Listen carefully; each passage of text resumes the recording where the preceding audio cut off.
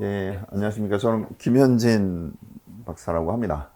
한우를 사육도 하고, 연구도 하고, 사육하신 분들 또는 단체 컨설팅도 하면서 한우와 가장 밀접하게 이렇게 접촉하는 사람 중에 하나라고 생각해 주시고 경청해 주시면 감사드리겠습니다.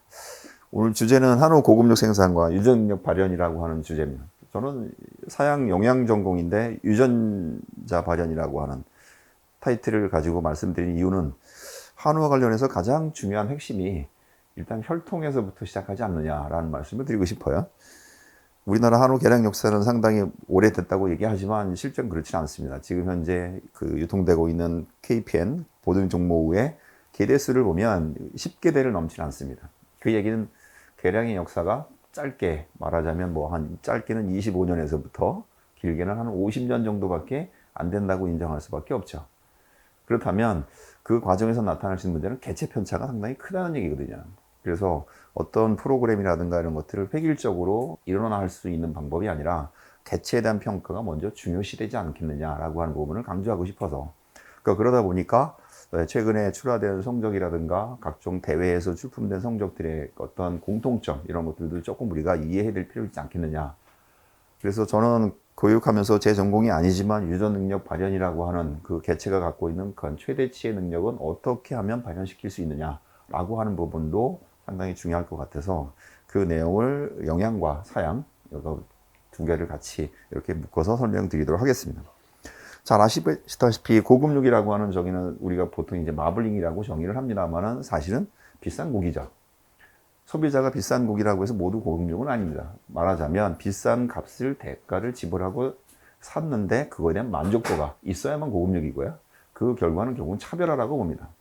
우리가 보통 이제 명품이라고 하는 그 가장 기본적인 그 정의는 뭐냐면 희소성이거든요. 말하자면 모든 사람들이 같이 섭취할 수 있는 고기가 고급육은 아니라고 볼 수 있고요. 특수한 기생, 이렇게 차별화 듣기는 그렇습니다만은 비싼 돈을 지불하고 섭취할 수 있는, 구매할 수 있는 그런 가치가 있는 고기가 결국은 고급육이고요. 그거는 시대에 따라서 바뀐다고 볼 수 있는데 지금 현재는 정의는 등급 판정상에서 마블링 스코어, 그 다음에 이제 조금 이따가 제가 강조하고 싶은 등심 단면적, 그 다음에 이제 섬세도, 또 육색 이런 것들이고요. 그 성분상에서는 또 이제 여러 가지 올레인산이라든가 불포화 지방산 함량이 있을 수 있고요.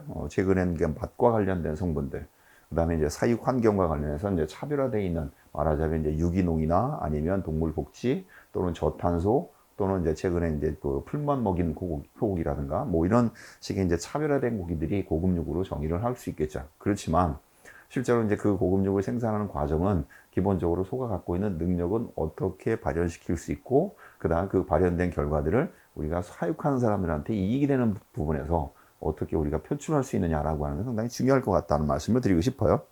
그래서 기본적으로 이제 고급육은 보시는 것처럼 이제 풍미와 맛을 갖춘 품질이 좋은 고기라고 정의를 하고 있고, 그 다음에 이제 상강도라고 하는 마블링이라고 하는 부분을 강조하고 있다라고 하는 부분은 일반 학술적인 정의라고 말씀드릴 수 있습니다. 실제로 이제 고급육과 관련된 상강도, 마블링에 가장 영향을 줄 수 있는 요인은 여기 있는 것처럼 8가지 요인으로 나눌 수 있는데 가장 대표적으로 오늘은 처음에부터 스트레스를 얘기를 하고 마지막에도 스트레스를 얘기를 합니다.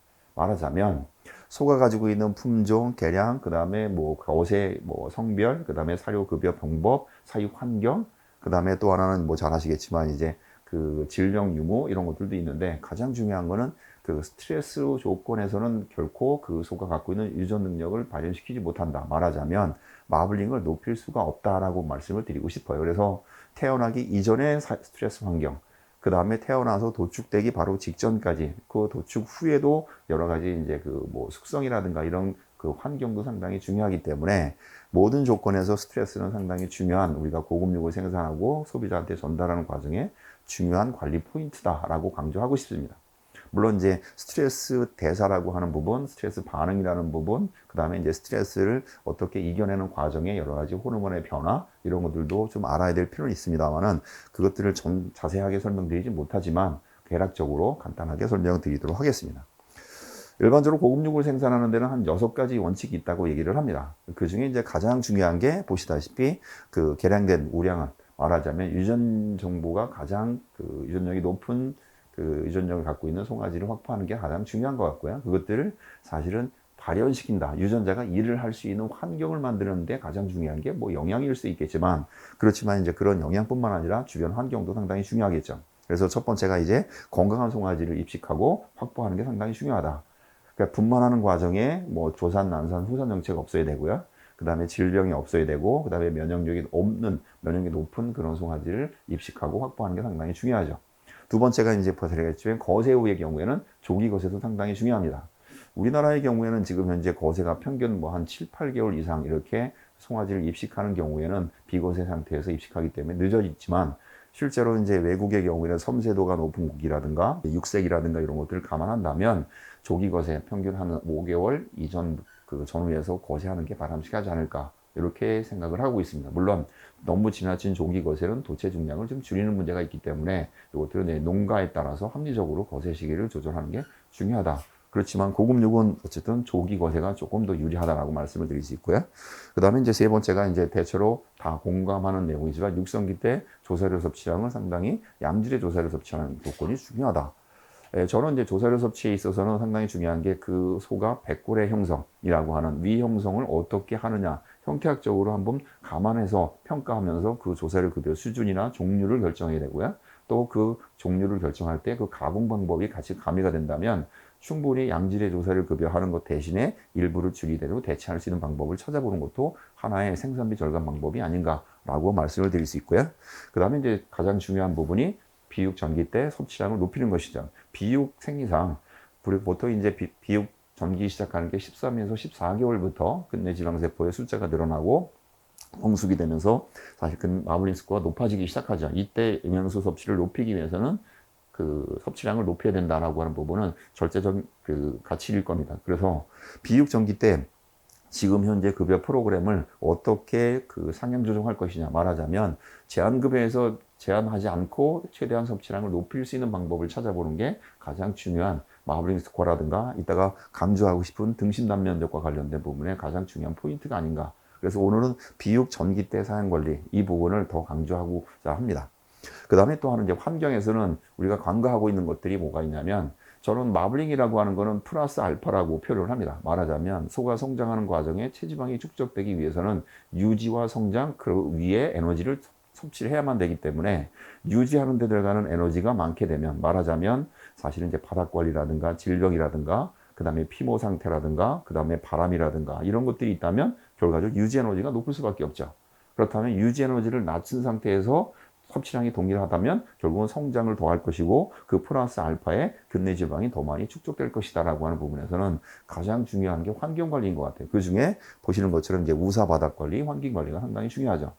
그래서 대체로 고급육이 잘 나오는 목장을, 그 다음에 등심단 면적이 큰 목장을 가보면 거의 대부분이 밀사가 아닌 조건들이 많고요. 바닥 관리가 잘하는 목장이고, 그 다음에 오염된 공기를 효과적으로 배출할 수 있는 환기 시스템이 잘 운영되고 있는 목장이라고 보시면 될 것 같아요. 그래서 이런 6가지 원칙이 가장 중요하다라고 말씀을 드릴 수 있고, 그 중에 이제 각각의 단계별로 또 설명을 드리도록 하겠습니다. 잘 아시겠지만 과거에 제가 80년대 학교 다닐 때는 한우는 소형종이라고 정의를 했습니다. 그러니까 소형종의 정의는 보시는 것처럼 도체 중량이 400kg 미만일 때, 지금 현재는 도체 중량이 평균 500kg가 이제 넘기 시작했죠. 말하자면 한우는 이제 소형종에서 중형종으로, 또 일부 올해의 경우에는 지난 8월 달에 26.8개월령의 도체 중량이 600kg짜리 소가 도축이 됐습니다. 등심단 면적이 190까지 나온 소가 있기 때문에 이제 한우는 이제 중형종에서 이제 대형종화되고 있는 그런 추세다. 그만큼 개량 속도가 빠르다는 얘기죠. 그래서 저희가 학교 다닐 때 80년대, 90년대 이때 공부할 때 하고 이제 현장에 나와서 2000년대 초반하고 지금 현재 코로나 이후에 최근에 3, 4년 사이에 소가 성장하는 과정, 그 다음에 출하된 성적들의 괄목하는 변화, 이런 것들은 사실 어떻게 보면 우리가 학술적으로 얻을 수 있는 데이터, 실험 데이터보다도 더 빠른 것들을 이렇게 획득하고 있다라고 하는 부분에선 오히려 지금 현재 현장이 더 빠르지 않나라고 하는 그런 여러 가지 자조 섞인 말씀도 드리고 싶습니다. 실제로 지난 7월 3일 날 음성에서 한 농가가 한 칸에 4마리를 출하했는데 32개월령의 도체 중량이 726kg, 생체 1200kg입니다. 또 물론 그 칸에 도체 중량이 410이니까 한 730kg 정도밖에 안 되는 소도 있겠죠. 이게 이제 우리나라 현실이거든요. 같은 한 칸에 평균 550인데도 불구하고 거기에 도체 중량 720kg, 도체 중량 410kg가 한 칸에 있다는 얘기는 사실은 개체 관리가 상당히 중요하다는 의미가 될 수도 있는 건데, 말하자면 이것들을 사료 섭취를 어떻게 하느냐에 따라서는 720kg인 도체 중량은 근내 지방이 못 들어가게끔 제한할 수 있는 조건이 될 수도 있는 거고요. 또 410kg밖에 안 되는 애는 능력 발휘할 수 있는 환경을 못 받았기 때문에 저밖에 안 됐기 때문에 그렇다라고 볼 수 있거든요. 그래서 사실은 저 부분을 우리가 어떻게 극복할 수 있느냐. 물론 이제 개체별 편차를 없게 하게끔 개량도를 동일하게 한다거나 뭐 개월령을 동일하게 한다거나 최고의 성장을 동일하게 한다거나 하면 좋겠지만 또는 한 마리 한 마리 그 인디비듀얼 피딩이라고 하는 개체 관리가 할 수 있는 그런 시스템이 있다면 괜찮겠지만 그게 불가능하죠. 사육 규모는 점점 더 커집니다. 비육 전문 목장의 규모는 점점 더 커지기 때문에 그런 부분에서는 이제 어떻게 보면 소 자체가 갖고 있는 능력을 최대한 발현시킬 수 있는 부분에서 우선 평가하고 거기에 따라 우군 분리를 하고 거기에 따라서 사양관리 프로그램을 좀 그 군별 차별화시키는 게 좋겠다라고 하는 게 제 생각이고요. 또 하나 문제는 뭐냐면 이미 우리나라는 너무 지나치게 도체 중량이 가장 빠르게 너무 성장 커졌다라고 하는 부분에 문제가 있습니다. 실제로 도체 중량이 어느 도축장에서는 이제 앞으로 향후 500, 600kg 이상의 도체중은 이상은 도축을 못한다라고 하는 얘기가 나오고요. AI 판정일 경우에는 카메라가 앞으로 안으로 들어가기 때문에 그 절개 부위가 더 넓어지게 되거든요. 그렇게 되면 도체 중량이 큰 애들은 도축장에서 밑에 그 끌리는 말하자면 오염될 수 있는 확률이 높기 때문에 상당히 AI 판정이 불가능한 도축장도 꽤 많아올 수도 있다. 그런 부분에서는 도체 중량이 600kg 이상짜리가 많이 나온다는 건 좋은 거 아닐 수도 있지 않겠느냐는 말씀드려요. 그런 의미에서 본다면 지금 현재 개량의 속도 사양관리는 도체중 위주로 가는 목적은 사실 사육 기간을 단축하자라고 하는 목적이었는데 이것들이 이제 사실은 비육의 가장 최종 목표인 근내 지방도를 높이는 것과 엇박자가 나는 부분이 생겼어요. 그래서 제가 이제 일례로 말씀드리면 가장 대표적으로 이렇게 편하게 말씀드리면 비육 그 도체 중량은 조생종이 됐고 그 다음에 근내 지방은 만생종이 됐다 이렇게 표현을 하고 있습니다. 그래서 대중이 커다 보니까 에너지 섭취량이 부족한 경우에 근내 지방이 늦게 들어가는 부분 그러다 보니까 32개월이 아니라 지금 현재 어느 목장은 39개월에 출하하는 목장도 생겨버렸거든요. 실제로 도체 중량이 사실 이렇게 도체 출하 원령이 늦어진 이유 중에 하나는 지육 가격이 하락했기 때문에 그런 것도 있습니다만은 최근에 지육 가격이 상승하면서 다시 31개월, 32.5개월에서 31.1개월로 단축된 건 있습니다. 그런 반면에 도체 중량이 커지기 때문에 실제로 근내 지방도가 그 성숙이 되는 시기가 늦춰졌기 때문에 실제로 농가에서는 오히려 근내 지방도가 떨어지는 문제도 발생할 수도 있다라고 하는 부분은 좀 우려스럽다 말씀드리죠. 실제로 작년에 한 43만 두의 거세오를 가지고 출하 원령별로 도체 성적을 축산물 품질평가원에 그 보고서를 가지고 한번 그 비교를 해보니까 2010년과 2024년도에 비교해보면 재밌는 결과가 있더라고요. 2024년에 출하된 소의 평균 25개월령 이후부터는 1등급 이상은 똑같습니다. 2019년 12월 1일 날 등급제가 바뀐 이후에 2+ 출연율은 높아졌고요. 그 다음에 1등급 출연율은 낮아졌죠. 상대적으로 1등급 이상은 동일합니다. 반면에 이제 1+ 출연율은 원령이 진행이 됨에 따라서 동일한데 반면에 1등급은 떨어지고 2+는 늘어났죠. 그런데 재미난 거는 34개월령의 2+ 출연율이 가장 높아요. 실제로 근내 지방이 7이 됐음에도 불구하고 2+ 출연율이 34개월이라는 얘기는 뭔가 잘못됐다는 얘기가 될 수 있거든요. 과거에는 32개월, 33개월이 2+ 출연율. 말하자면 마블링 스코어가 8, 9일 때 33개월, 34개월이 가장 높았다고 얘기했는데 7까지 올렸는데도 불구하고 1개월 정도가 지연이 됐다면 이 부분은 어딘가 사용 프로그램이라든가 뭔가 핀트가 안 맞는다는 얘기가 될 수 있죠. 가장 대표적으로 제가 2019년부터 2024년까지 그 3년, 2021년까지 3년, 그 이후에 3년을 가지고 출하 원령별로 거세후의 출하 원령별로 2+ 출연율을 하고 비교해 보니까 보시는 것처럼요. 2021년 이전에 비해서 그 2022년 이후에는 30개월, 29개월령에 출하했을 때 등급 2+ 출연율이 오히려 4.4%, 4.3%, 약 8.7%가 떨어졌어요. 반면에 32개월, 33개월, 특히 33개월 같은 경우는 5.7%가 더 늘죠. 말하자면 개월령으로 본다면 32개월 이상 돼야만 이미 2+ 출연율이 높아지는 환경으로 바뀌었다는 얘기거든요. 그럼 원인을 어디서 찾아야 되느냐라고 한다면 프로그램이 잘못됐느냐, 사료가 잘못됐느냐, 아니면 소 자체가 바뀌었느냐라고 하는 것들이 있겠죠. 그래서 저는 개인적으로 이제 그 개량과 하는 방향, 그 다음에 사양관리 프로그램의 간편, 그 다음에 이제 그 소 자체가 바뀌는 과정에 사료가 접목되는 과정에 불일치, 이거 세 가지가 문제가 아니겠나 이렇게 말씀을 드리고 싶습니다. 그래서 상대적으로 각각의 이제 그 경제 형질을 보면 등심단 면적은 과거에 30개월, 31개월경에 가장 크고 그 이후부터 정체가 안 된다 그러는데 실제로 데이터를 보면 35개월까지 등심단 면적은 지속적으로 커져요. 또 재미있는 건 30개월 이후부터 등지방 두께가 두꺼워서 C등급 출현율이 확연하게 늘어난다고 얘기했는데 오히려 등지방 두께는 30개월 이후에 두꺼워지는 속도가 늦춰지죠. 이 얘기 뭐냐면 등심단 면적이 커지기 때문에 상대적으로 등지방 두께가 희석이 되는 효과가 있습니다. 말하자면 등심단 면적이 과거에 94에서 98에서 100이 되다 보면 상대적으로 등심단 면적이 위에 쌓이는 등지방 자체가 희석이 되는 거거든요. 이래서 오히려 C등급 출현율이 낮아지는, 그래서 실제로 32개월 이후에 등심단 면적이 120, 130 이상 나오는 소들 중에 C등급 출현율이 거의 없다는 게 상당히 나온 결과들이거든요. 그래서 오히려 농가들 같은 경우는 자금력이 있거나 또는 일관사육이라든가 이런 것들이 한번 사이클이 돌아온 목장들은 오히려 한 34개월을 더 선호하는 경향도 상당히 있고요. 뭐 심지어는 39개월에 출하하는 목장도 있는 경우도 나타나기도 하죠. 또 물론 이제 그런 영향들이 저는 개인적으로 이제 전공은 아닙니다만 계량과 관련해서 종목 KPN이라고 하는 보정 종목을 한번 분석해 보니까 2024년까지 그 4년도 하반기에 판매 대금은 총 정액이 126도입니다. 그 중에 한 마리, 127도 중에 한 마리를 재배했습니다만은 126도의 그 각각의 유형별, 보급형이냐, 육지형이냐, 등심형의 각각의 6가지 유형을 비교해 보면 이 비례값만 비교해 보면 재밌는 게 12개월 체중이 크면 클수록 근내 지방은 떨어지더라고요. 이 얘기 뭐냐면 정부가 KPN의 보증 종목을 선발하는 기준 자체를 12개월 체중에 앞당기는, 말하자면 출하 원령을 당기기 위해서 용량을 우선시하다 보면 상대적으로 근내 지방이 뒤로 후순위로 밀렸다는 얘기예요. 아까 말씀드렸던 조생종이냐 만생종이라고 하는 게 어떻게 보면 뒷받침 될 수 있는 이론적인 거죠. 또 농가 입장에서는 또 12개월 체중이 큰 소들이 문제가 뭐냐면 생시 체중이 커요. 그 생시 체중이 크다 보니까 난산율이 높죠. 그래서 올해의 경우에는 지금 현재 이력제상에서 지금 현재 그 송아지 폐사율이 월별로 보면 7.6%까지 나옵니다. 이 얘기 뭐냐면 과거보다 송아지가 난산 때문에 오히려 분만 지연이 되거나 이런 문제, 이런 것들 때문에 오히려 송아지 폐사율이 높다는 얘기는 지금 현재 개량 방향하고 지금 사양 관리하고 약간의 핀트가 안 맞는다. 어느 불일치가 된다라고 볼 수도 있습니다. 그래서 이 부분은 어떻게 보면 그 종목을 선발하는 그 방향하고 사양 관리하고 이것들이 어떻게 보면 3자가 같이 이렇게 합심해서 같은 방향으로 가야 되지 않겠나라는 말씀을 드리고 싶고요.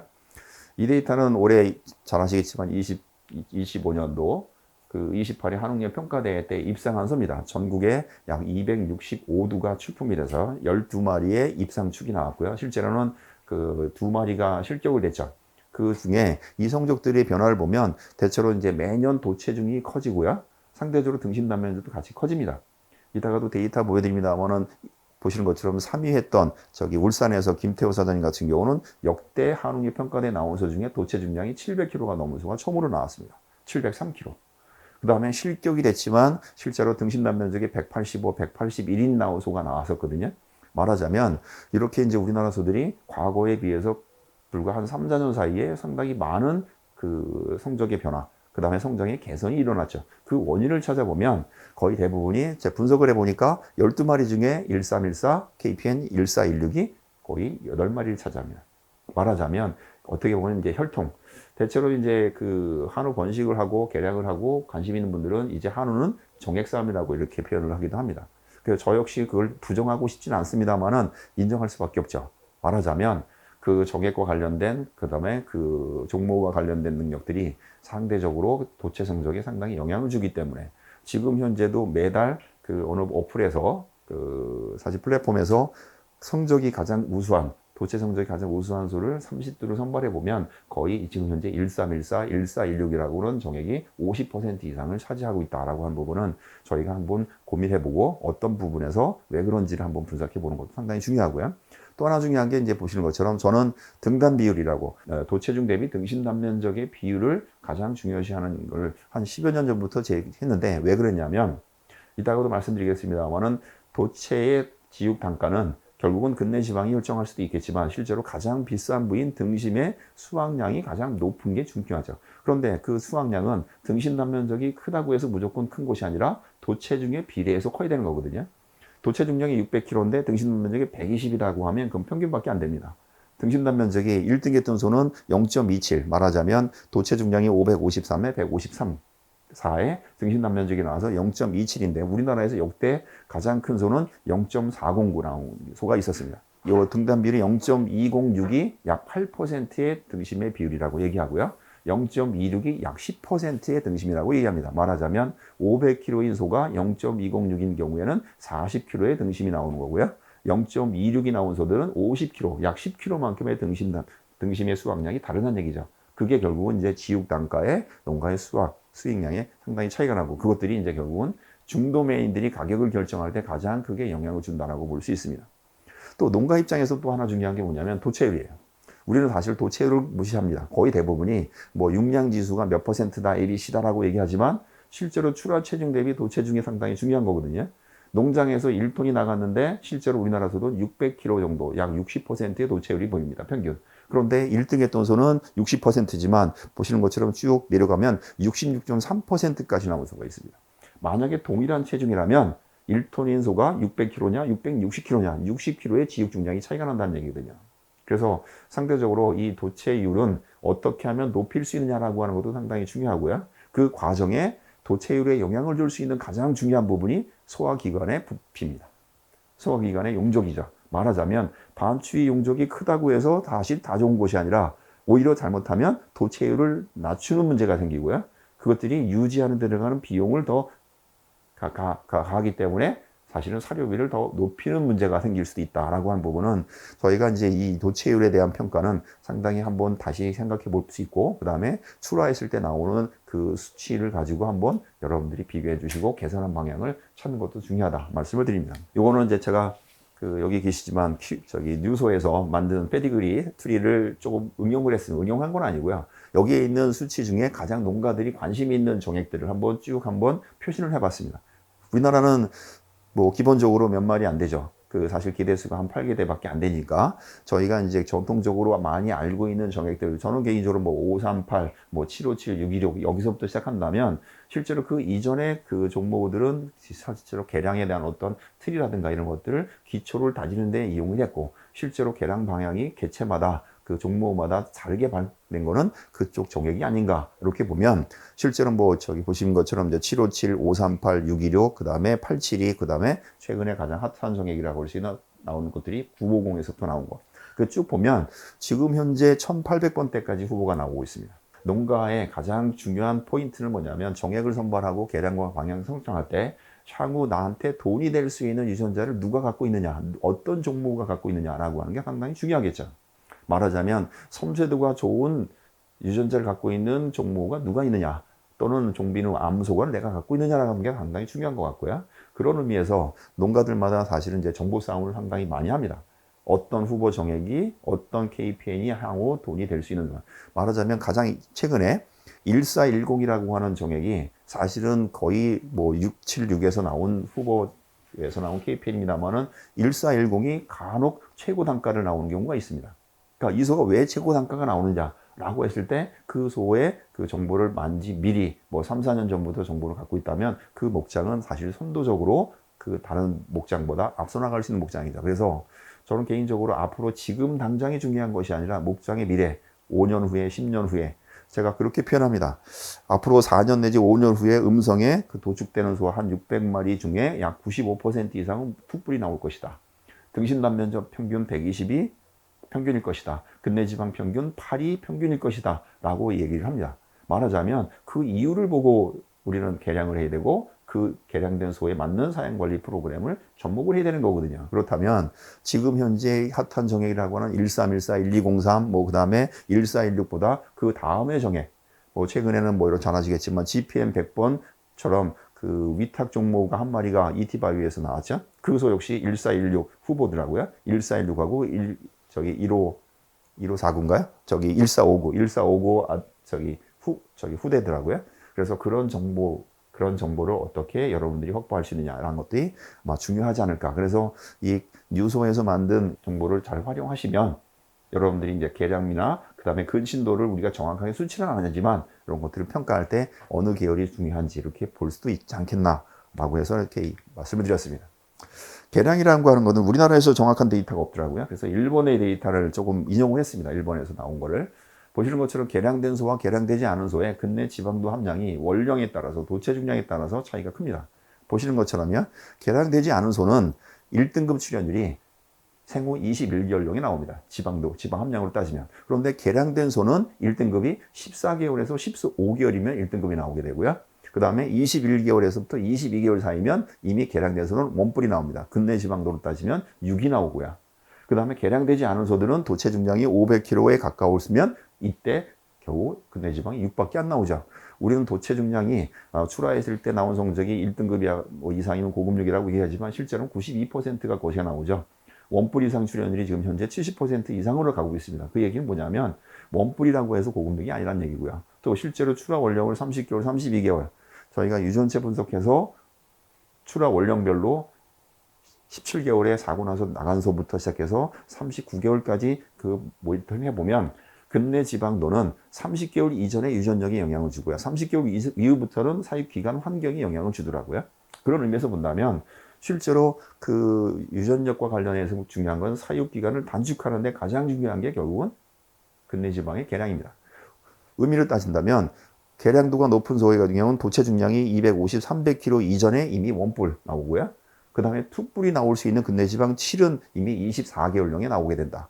그래서 최근에 저희가 유전체 분석을 해서 지금 현재 어느 지역에 한 10개 목장에 육성우를 15개월부터 초음파 진단을 했는데 최근에 120마리를 했는데 재밌는 게 근내 지방 5 이상이 나오는 소가 17개월에 나오는 소가 생기더라고요.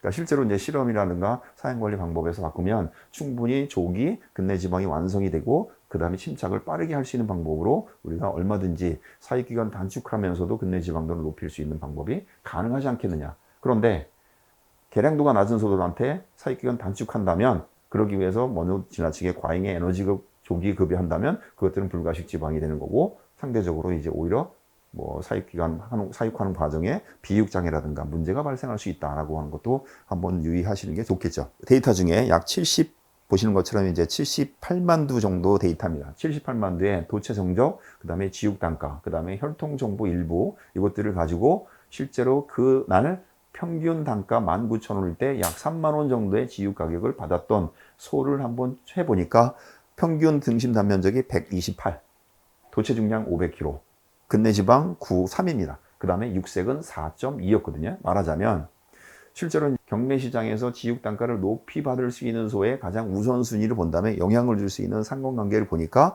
근내 지방하고 등심 단면적이 가장 크게 영향을 주고요. 그 다음에 그 등단 비율을 계산해 보니까 0.257, 0.26이 가장 평균 단가의 1.5배 받을 수 있는 자격이 될 수 있는 소다라고 해서 등단 비율을 그래서 제시를 했던 거고요. 또 실제로 잘 아시겠지만 이번에 265두에 한웅에 평가된 출품된 소 중에 12마리 입상추구를 제외한 나머지 253두를 지육 단가하고 그 다음에 도체 성적을 가지고 비교를 해봤습니다. 상관관계를. 재미난 게 253두의 지육 단가는 모두 경매상에서 올렸기 때문에 아주 객관화되어 있는 데이터라고 봅니다. 주관적인 데이터가 아니죠. 그래서 상대적으로 이것들을 평가해 보니까 가장 영향을 주는 거는 물론 그 253두의 평균 도체 성적은 도체 중량이 542kg, 등심 단면 117, 그 다음에 근내 지방은 8.0입니다. 그리고 육색이 5였죠. 상대적으로 이 변화되는 과정에 우리가 특이적으로 한번 볼 게 뭐냐면 육색이었습니다. 물론 가장 대표적으로 크게 영향을 주는 게 보시는 거 0.8 상관관계가 이게 근내 지방이고요. 두 번째가 뭐냐면 등심 단면적이 0.54고 그 다음에 등단 비율이 0.58입니다. 등단 비율이 더 커요. 도체중 대비 등단 비율이 오히려 더 영향을 주더라 라고 하는 거고요. 또 하나 특이적인 게 큰 영향을 주는 게 보시는 것처럼 육색이 마이너스 0.36입니다. 육색은 낮을수록 좋죠. 말하자면 육색이 이제 사실은 그 실격된 소 1등 했다 실격된 소가 육색이 3이었습니다. 그래서 중도메인이라든가 경매장에서 판정했을 때 육색이 5보다는 4가 4보다는 3이 가장 최고 같은 등급에서 단가를 받는다라고 하는 부분에서는 앞으로 향후에 저는 저 도체 중량 542, 117은 앞으로 4년, 5년 후에 음성의 평균 단가라고 평균 성적이라고 본다면 여기에 이제 단가를 잘 받을 수 있는 자격은 결국 두 가지. 뭐라냐면 등단 비율, 그 다음에 섬세도, 그 다음에 한 가지 더 한다면 육색일 것이다. 이렇게 얘기를 하죠. 그런 의미에서 본다면 제가 만든 데이터는 합니다만은 전라남도 쪽에서 출하된 소들의 단가별 등단 비율을 계산해 보니까 등단 비율이 높아지면 높아질수록 상대적으로 지육 단가는 높아지죠. 그러니까 이거는 어느 도축장이든지 경매시장에서는 다 똑같다고 보시면 될 것 같고요. 한 예로 잘 아시겠지만 이제 우리나라에서는 지금 현재 섬세도 평가는 학술적으로만 제시했고 앞으로 섬세도가 아마도 AI 판정이 되면 섬세 지수를 표시하겠습니다만은 일본의 경우에는 섬세도를 가지고 평가했을 때 동일한 BMS일 때 섬세도가 높은 소가 약 28%의 지육 단가가 높다고 이렇게 발표한 적이 있습니다. 또 상대적으로 우리나라에서 지금 현재 중도메인이죠. 23번 중도메인 김정익 대표가 이정희 대표님이 발표한 자료를 제가 인용을 했습니다만 보시는 것처럼요. 등단 비율이 0.25 같은 등급에 25이면 25,000원인데도 불구하고 상대적으로 지육 단가가 얼마 받았냐면 32,899원이었습니다. 또 중간에 있는 소들은 0.24, 등심 단면적 대비 등단 비율이 0.24였고요. 근내지방 93이었는데 이 소는 33,800원 받았거든요. 또 제일 아래에 있는 소들은 손은 보시면 0.27이었는데 실제로는 27,000원대 받았죠. 말하자면 0.27, 0.24, 0.25 등단 비율이 높음에도 불구하고 단가가 낮았던 이유의 영상을 보시면 섬세도 6색에서 차이가 납니다. 결국은 같은 등급이라도 같은 93이라도 이제 앞으로는 등단 비율이 높다고 해서 최고 단가를 받는 것도 있겠지만 거기에 플러스해서 섬세도와 육색이 상당히 중요하다. 그런 의미가 되겠죠. 그래서 향후에 여러분들이 사양관리 방법이라든가 특히 섬세도가 높은 고기에 대한 유전력은 75%라고 일본에서 발표한 것을 봤습니다. 그래서 여러분께서는 개인적으로는 종모도 중요하지만 종비누라고 하는 암소의 개량, 그 다음에 섬세도 높은 소를 선발하는 방법 이것들을 중요하고요. 또 물론 섬세도가 높은데 가장 중요한 게 또 스트레스라고 볼 수도 있습니다. 그래서 일반적으로 이제 등심 단면적을 잠깐 보면 등심 단면적은 이렇게 13번째 늑골에 사방 1cm 제곱 센티미터의 인 면적의 크기를 가지고 얘기하죠. 그래서 등심은 보시는 것처럼 노란색으로 있는 등심. 그래서 등심과 관련된 도체 성적, 그 다음에 체형, 그 다음에 종모와 관련된 용어들을 한번 잠깐 설명을 드리면 우선 저희 데이터 중에 사행 관리하면서 이제 실험 데이터는 아니고요. 모니터링 했던 데이터입니다만은 약 1500도, 1579도를 가지고 등심 단면적과 그 다음에 등지방 두께 상관관계를 비교해 보면 이거는 사육기간 연장 2달을 했을 때 나온 결과입니다. 재미난 게 등심 단면적이 100 이하일 때는 등지방 두께가 두꺼워지더라고요. 100 이상에서는 오히려 약간 얇아지는데 120 이상에서는 상당히 한 3배 이상의 등지방 두께가 오히려 더 얇아지는 이런 결과를 보였습니다.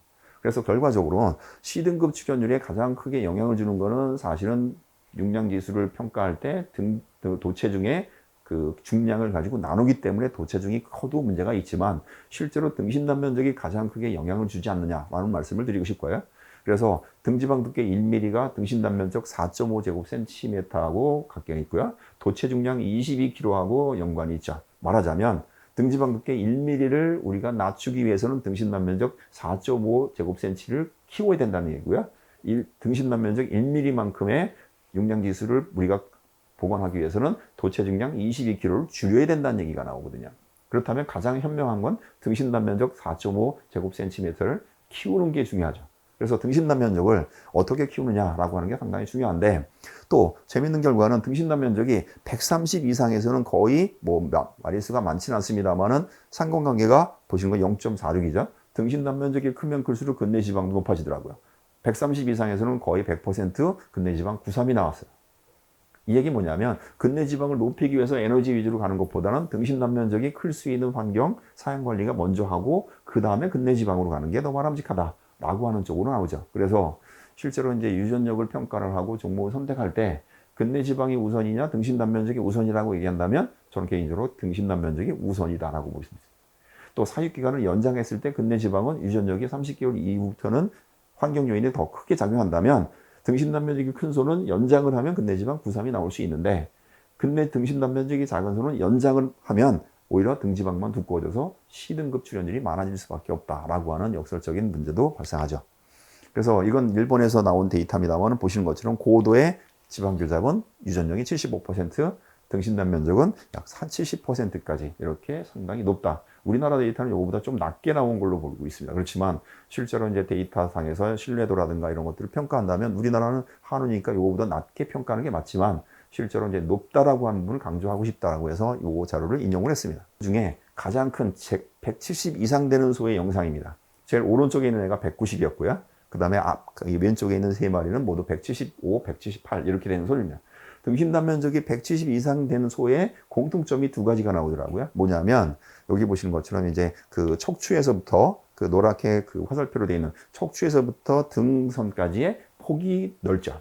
그 다음에 정중앙에서부터 약 15cm 부위에 있는 그 원형 안에 있는 부위가 많이 발달합니다. 그러니까 우리가 보통 이제 이거를 대추 등심 뭐 이렇게 등심이라고 이렇게 표현한 분도 있습니다만은 상대적으로 저 부위가 원형으로 되어 있는 그 부위가 많이 발달한다면 외형상에서 소가 발달하죠. 여기 보시면 등심단 면적이 오른쪽에 있는 게 190 이상 되는 소거든요. 그래서 보통 이제 우리가 뭐 물이 고인다라고 하는 게 여기에 하나만 하는 것이 아니라 웨이브를 친다라고 이렇게 표현을 합니다. 이런 소들이 나올 때 등심단 면적이 클 수밖에 없다라고 보는데 재미난 거는 제가 개인적으로 여기 밑에 사진을 두 가지를 하나 놓습니다. 하나는 단면적에서 13번째 늑골의 가운데 빨간색 화살표의 그 길이가 사실은 흉심의 폭하고 비례하더라고요. 흉심은 어깨의 폭이죠. 그 어깨에서 아랫배까지. 그 다음에 뒷다리가 만나는 부위 배 쪽에 오른쪽에 있는 화살표 빨간색 이 부위의 폭이 넓다. 말하자면 소가 옆에서 봤을 때 장방형으로 발달해. 쇠기형으로 발달하는 것이 아니라 장방형으로 발달해야만 등심이 클 수 있다라고 하는 그런 장점들이 있었습니다. 또 하나는 이제 등심이 크려면 많이 먹어야 되거든요. 많이 먹을 수 있으려면 위가 커야 되는데 실제로 위가 크다는 것보다는 미생물이 얼마나 많이 분해를 시켰느냐, 빨리 분해시켰는가. 그 분해된 산물들이 빨리 흡수되는 게 가장 중요하더라고요. 위가 크다고 좋은 것이 아니라 도체율만 낮아지죠. 도체율이 낮아지니까 상대적으로 위는 작은데 흡수를 빨리 하려면 반치 위벽에 있는 융털돌기, 우리가 파필라라고 하는 육모의 발달, 육모가 건강하고 표면적이 넓어야 된다라고 하는, 표면적이 넓어야 된다라고 하는 부분은 상당히 중요하죠. 그래서 저는 개인적으로 육모하고 고급육하고 등심하고는 비례한다 이렇게 말하고 싶습니다. 실제 데이터들은 지금 현재 이제 만들려고 노력을 하고 있습니다만 우리나라에서는 지금 현재 비육기에 육모의 길이라든가 표면적을 측정한 자료는 없기 때문에 그 부분들은 아마 조금 더 후속 연구가 좀 필요하지 않을까. 그렇지만 이것과 가장 밀접하게 관계되는 게 농구사료의 최대 섭취량, TMF, TMR의 최대 섭취량, 그 다음에 그 과산증의 발생 유무하고 아주 밀접한 관계가 있다. 이렇게 보시면 될 것 같습니다. 또 특히나 작년 2024년도 하반기까지 그 판매되고 있는 종목들의 체형과 관련된 부분들을 한번 비교해 봤습니다. 제가 800번대 종목 이후부터만 평가를 했습니다. 그 이전까지는 체형에 대한 신뢰도가 조금 더 낮을 거라고 제가 개인적인 판단했기 때문에 800번대 이후부터 체형과 등심단 면적과 어떤 EPD 간의 상관관계가 있느냐 봤더니 재미난 게 기본적으로 체장이 길어야 되고요. 그 다음에 체 부위별로 보면 가장 크게 영향을 주는 게 곰폭입니다. 그 다음에 요각폭, 그 다음에 좌골폭. 그래서 이 곰폭, 요각폭, 좌골폭이 넓은 소들이 상대적으로 등심단 면적이 크다. 그럼 외관상에서 보면 저 원형에 있는 엉덩이 부위죠. 체심은 앞가슴 이 폭이고요. 그래서 소들이 체심이 넓으면서 아랫배 쪽으로 처지지 않으면서 엉덩이 후구까지 장방향으로 발달되고요. 또 뒤에서 봤을 때는 제 사진상에 3마리가 있습니다만은 기본적으로 저는 항문에서 고관까지 거리가 먼 소, 그 다음에 좌골폭이 넓은 소는 저 박스의 크기가 커야만 육량이나 등심이 클 수 있다. 수익이 잘 되는 소. 제가 작년 6월 달에 출하하면서 실험했던 소 중에 가장 적지 않은 소가 가운데 소입니다. 제가 400만 원 적자 받습니다. 이유는 뭐냐면 등심도 작고 그 다음에 도체 중량도 수율도 떨어졌다라고 볼 수 있어요. 그래서 사실은 이제 후구에서 소를 어떻게 관찰하느냐, 비육도가 되느냐, 사육 단계마다 이 후구 발달이 어떻게 되느냐를 한번 관찰해 보시면 도체 중량, 그 다음에 등심단 면적의 그 크기, 실제로는 그 송아지 입식 단계에서부터 판단할 수도 있다. 그런데 최근에 2025년도 상반기까지 그 선정된 정액의 체형을 보면 곰폭보다 좌골폭이 넓은 소가 등심단 면적의 상관관계가 조금씩 높아지는 경우가 있습니다. 그러니까 좌골폭이 높다는 얘기는 엉덩이 폭이 높다는 얘기는 암소의 경우에 난산율이 떨어지죠. 말하자면 난산율이 낮다는 얘기는 분만 난이도가 낮다는 얘기가 되고요. 후산 정체라든가 그 다음에 이제 뭐 송아지 케어하는 거 이런 문제가 좀 적다 이렇게 볼 수도 있습니다. 또 하나 중요한 거는 이제 종목을 선택할 때 저 나름대로 이제 고민을 하면서 데이터 중에 뭐다 보니까 지금 현재 우리나라에서 판매됐거나 판매되고 있는 정액 중에 약 101두가 그 후대축 중에 24개월령의 도축된 성적들이 있습니다. 그 도축된 성적하고 상관관계를 보니까 24개월령의 등심단 면적이 큰 소가 결국은 다 좋은 소들이라고요. 말하자면 24개월령의 등심단 면적이 큰 소가 결국은 30개월령에 도축됐을 때 등심단 면적이 비례하게 크기 때문에 이 얘기 뭐냐면 24개월 이전에 등심 단면적이 완성이 그 다음에 조기 등심 단면이 완성이 될 수 있도록 사행 관리하는 게 바람직하다.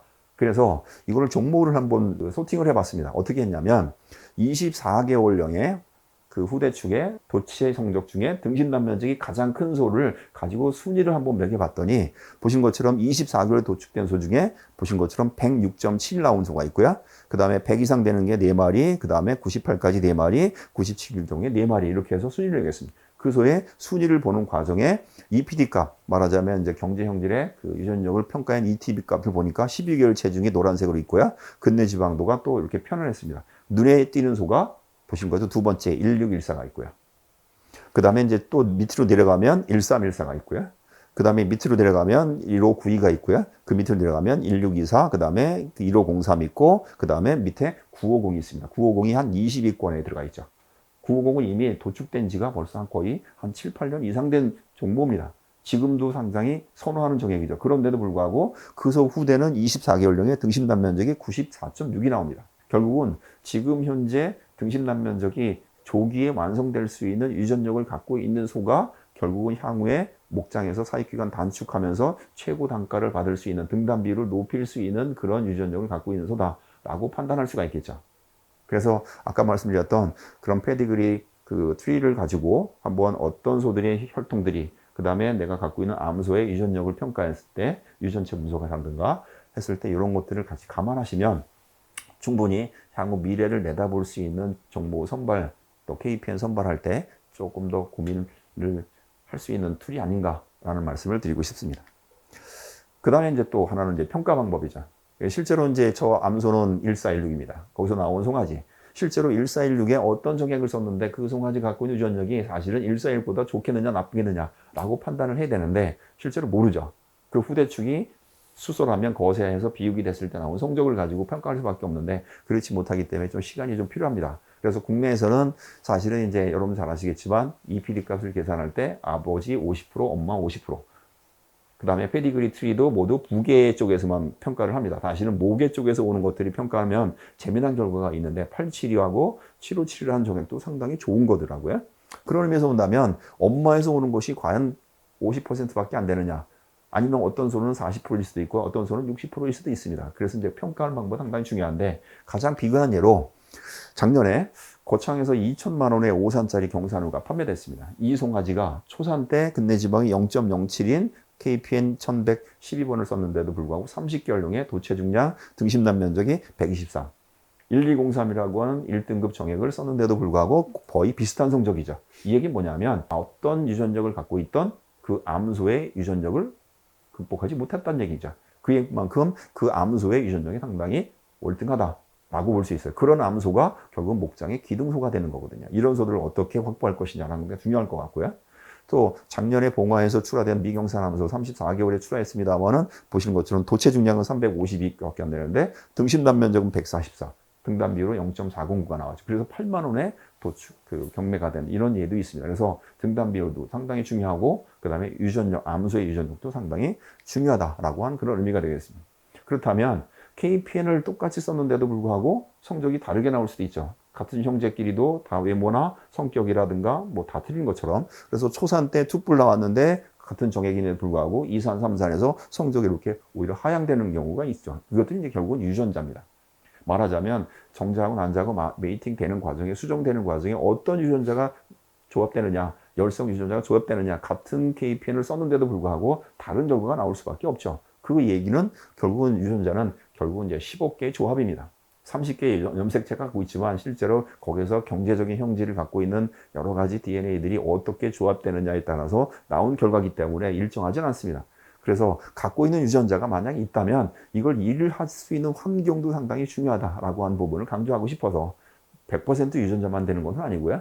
있는 유전자를 제대로 활용하지 못하면 의미가 없다라고 하는 그런 의미가 되겠습니다. 또 이거는 이제 보시는 것처럼 이제 그 유전 능력 평가하는 방법에 한 3가지가 툴이 있죠. 뭐 잘 아시겠지만 기본적으로 혈통 정보만 가지고 하는 방법, 그 다음에 후대축의 도축 성적을 가지고 하는 방법, 최근에는 이제 유전체 분석을 해서 DNA 마커를 활용해서 하는 방법, 그래서 신뢰도를 보면 대체로 이제 유전체까지 해서 도체 성적까지 하면 신뢰도가 한 60%까지 이렇게 높아지는 경우도 있고요. 실제로 어떤 데이터에서 한 80%까지 나온다라고 하는 그런 주장하는 경우도 있습니다.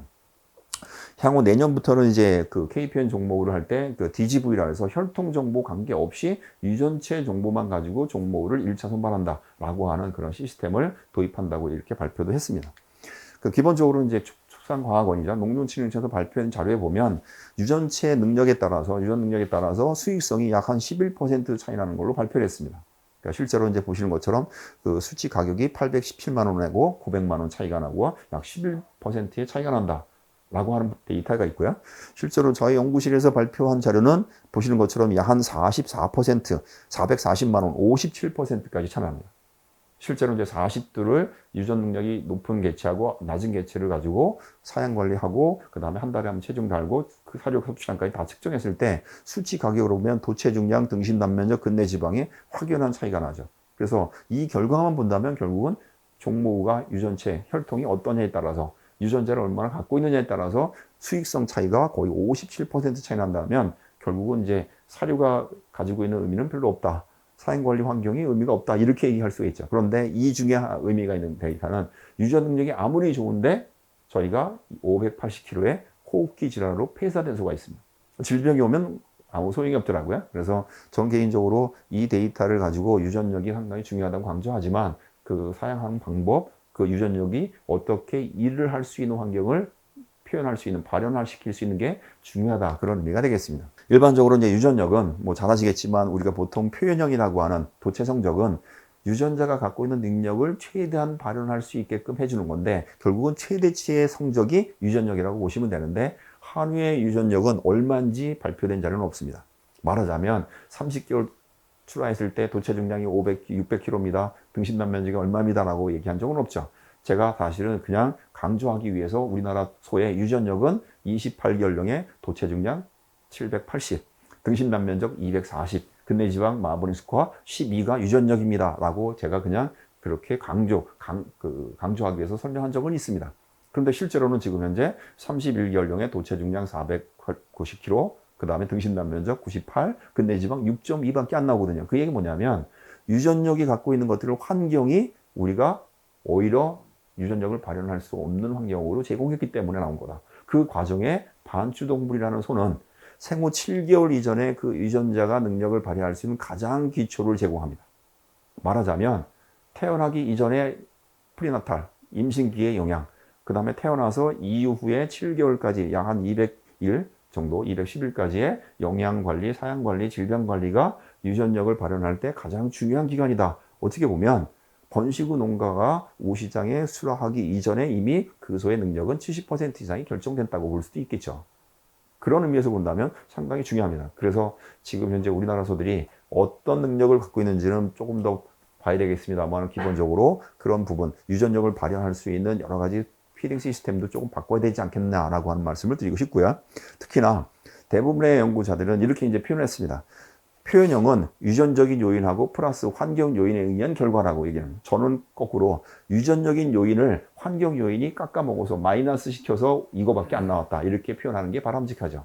그래서 나는 성적이 도체 중량이 30개월령에 550이고 등심 단면적이 120이고 근내 지방 8이 나왔다고 자랑할 게 아니라 지금 현재 이 소는 도체 중량이 700kg에 등심 단면적이 240에 근내 지방이 11이 나올 수 있는 소를 내가 못 길러서 이거밖에 안 나왔다고 하는 게 더 바람직하고요. 왜 못 길렀는지를 환경 요인에서 잡아가는 게 그걸 우리가 개선하는 게 그 목장의 가장 중요한 방향, 그 다음에 개선 방향을 설정하는 게 상당히 중요하다. 그런 의미가 되겠습니다. 그 중에 중요한 게 스트레스더라고요. 소는 임신기에, 그 다음에 임신해서 태어나서 도축하는 과정에 여러 종류의 스트레스 받습니다. 그래서 제가 정의를 하면 한 7가지.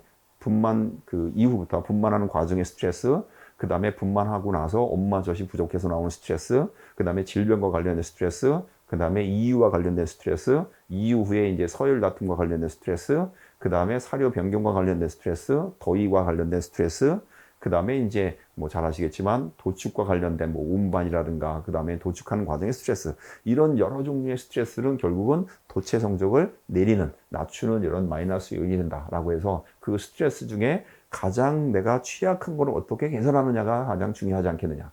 그거를 잡아가는 과정에 누가 먼저 내 목장에 가장 먼저 취약점이 가장 큰 게 무엇이냐, 이걸 개선하는 게 개선했던 결과가 가장 좋은 성적들로 개선할 수 있는, 말한 결과를 도출할 수 있는 방법이 아닌가, 이렇게 얘기할 수 있죠.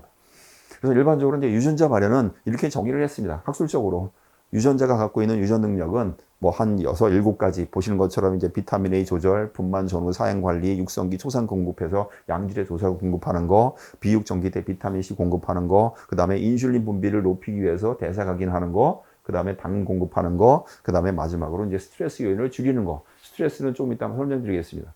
그다음에 이제 마지막으로는 비육기에 가서는 잘만 먹으면 되거든요. 섭취량만 꾸준하게, 뭐 10kg든 12kg든 꾸준하게 잘 먹으면 그게 되는 거더라고요. 그래서 꾸준한 사료 섭취량, 또 탄수화물 공급, 그 다음에 이제 간 기능, 꾸준하게 이제 질병 없이 면역력 유지할 수 있는 방법, 이게 중요하더라. 특히나 제가 요번에 이제 조사하면서 놀란 게 뭐였냐면 265두의 한음료 평가대에 출품한 소 중에 하자육이 10%가 나왔습니다.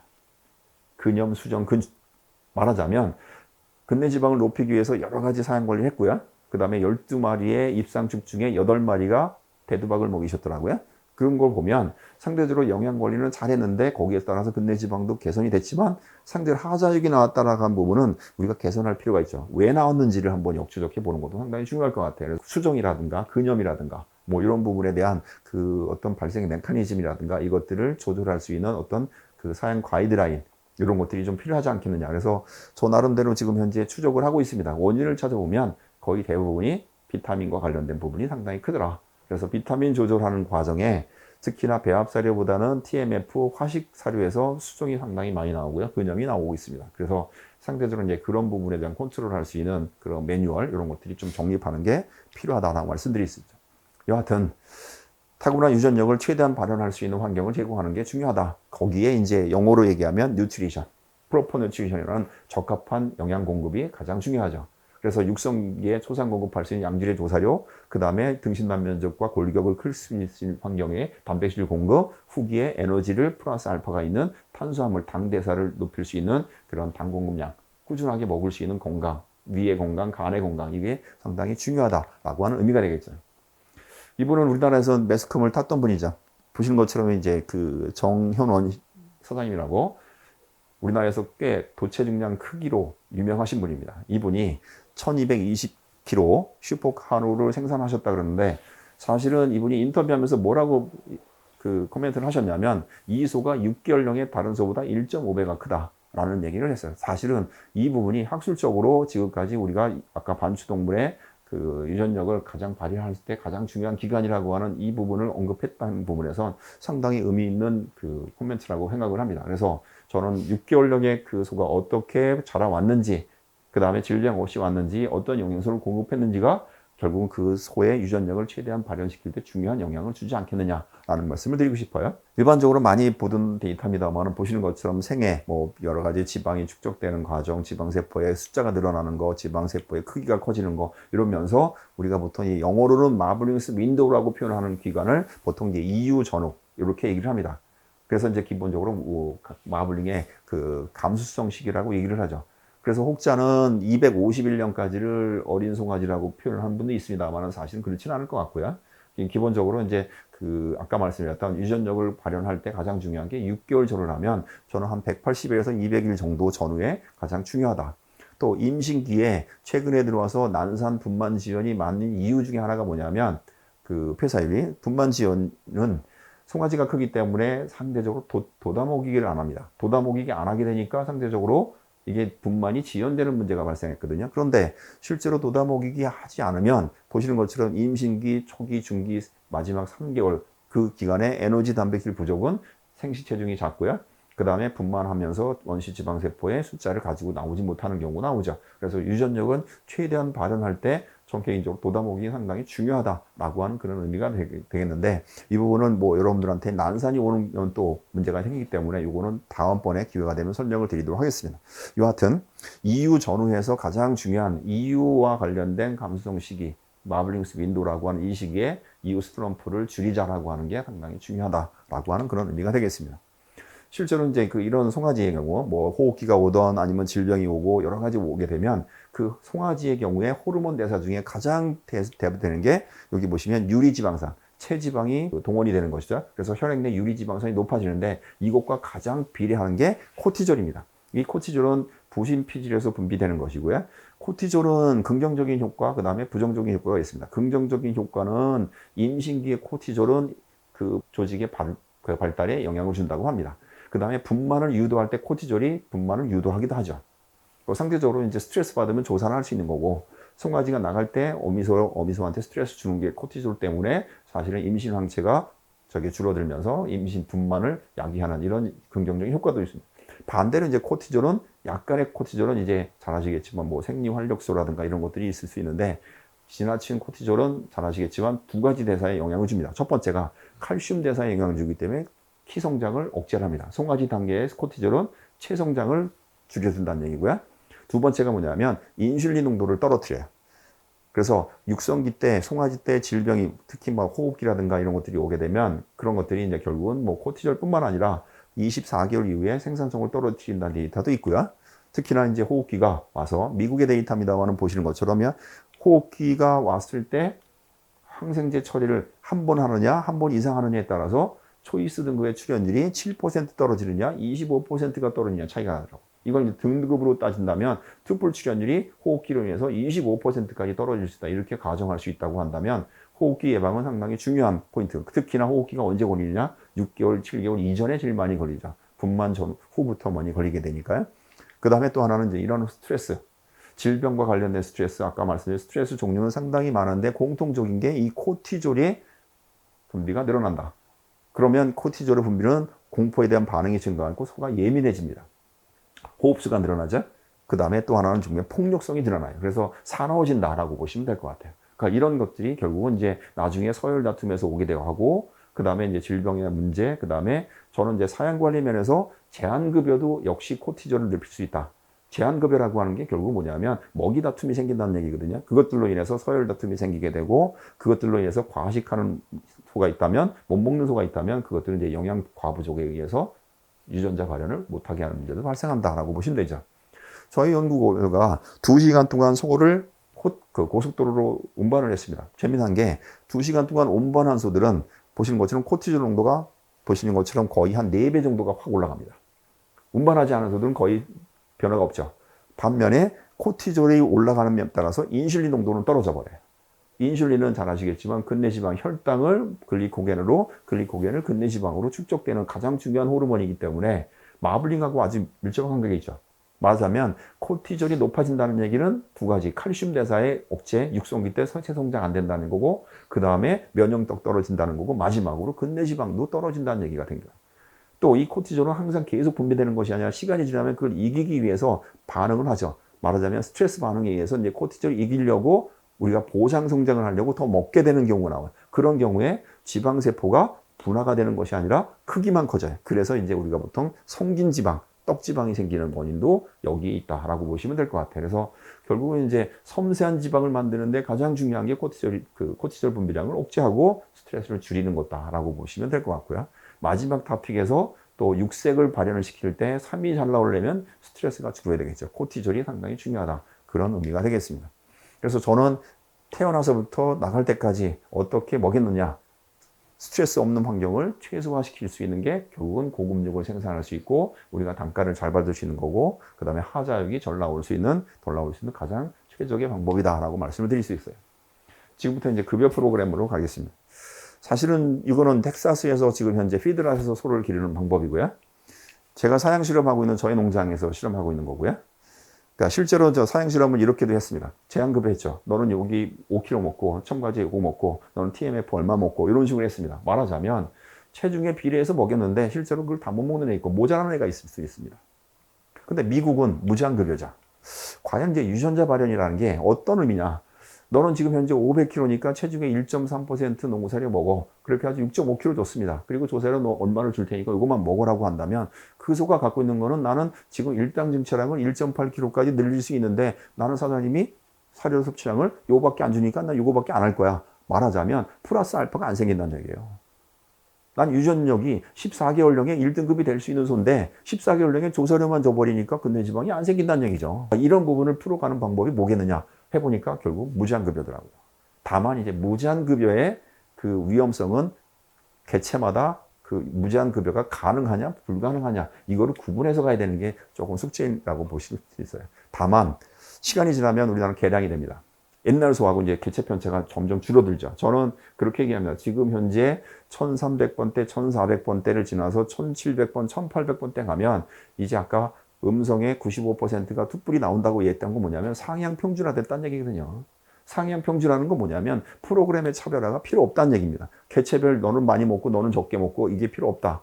너 먹고 싶은 대로 먹어라가 가능할 수 있고요. 또 규모가 큰 목장일수록 지금 현재 비유구가 뭐 한 3,000두, 제가 이제 컨설팅하는 목장은 일관 사육으로 한 4,000두까지 하는 목장도 있습니다만은 그 목장에서 한 마리 한 마리 급여를 차별화시킨다? 불가능하죠. 말하자면 정밀 사양이라고 얘기하지만 실제로 그거는 오히려 더 비용만 들어갈 수 있기 때문에 어떻게 보면 그 능력을 최대한 발현시키면서 사육기간 단축하고 최대한 단가를 높이는 방법이 결국 좀 무제한 사양 아닌가. 여기에 나오는 문제점도 있을 수 있습니다. 그것들은 이제 한번 감안해 보시는 게 좋을 것 같고요. 실제로 무제한 급여 했을 때 나오는 성적, 지금 현재 사양 실험 하는 거, 지금 현재 6마리씩 해서 11개월의 전기, 그 다음에 13개월의 전기 들어가고 전기 급여 후에 3개월 후부터 무제한 급여입니다. 14개월 또는 16개월부터 무제한 급여를 했죠. 말하자면 전기부터 무제한 급여를 곧바로 시작하면 여기에 과산증이 오고 그 다음에 입다듬 증상이 빨리 나오기 때문에 과산증 증상을 예방하기 위한 미리 사전 준비가 좀 필요하더라고요. 그 부분은 이제 이따가 말씀드릴 반추위 육모를 어떻게 조기에 확장을 시켜주느냐, 표면적을 넓게 시켜줄 수 있는 그 전기, 육성기 말의 급여 방법, 이런 것들이 좀 필요하다라는 말씀을 드릴 수 있죠. 또 하나는 이제 저는 그 28개월령의 도체 중량 500kg, 생체 800kg, 등심 단면적 130, 근내 지방 8리를 목표로 하고 만약에 여기서 30개월까지 연장하면 93이 나올 수도 있죠.